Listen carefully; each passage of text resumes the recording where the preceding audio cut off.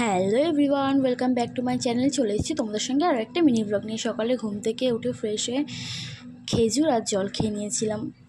তারপরে চলে গেছিলাম বাজারে। আর তো বলাই হয়নি, আমি আছি আমার বাপের বাড়িতে। তো মায়ের সঙ্গে চলে গেছিলাম বাজারে। কি বৃষ্টি করছে দেখো, আর কাদা প্যাচ প্যাচ করছে। তো তার মধ্যেই আমরা বাজার করতে চলে গেছিলাম, আমি আর মা দুজনে মিলে। তো বাজার করে ঘরে এসে খাবার টিফিন বানিয়ে নিচ্ছিলাম। মায়ের জন্য ডিম পোচ বানিয়ে নিয়েছি আর আমার জন্য ডিম দিয়ে ম্যাগি। তো আমার এটা খুবই ভালো লাগে খেতে। এটা আমি আমার বরের কাছ দিয়ে শিখেছি খাওয়াটা, খুবই টেস্টি। তারপরে রান্না চাপিয়ে দিয়েছিল মা, বেগুন দিয়ে মাছের ঝোল এদিকে, আর এদিকে ভাত হচ্ছে। আর চিকেনের জন্য এদিকে সব কিছু প্রিপারেশন নেওয়া হচ্ছিলো।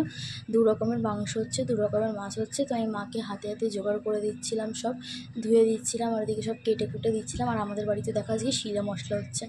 শিলে মশলা করলে নাকি খুব টেস্ট হয় রান্নায়, তাই জন্য মা আজকে শিলেই মশলাটা করছে। দেখো চিকেনের কালারটা কি সুন্দর এসছে, তাই না?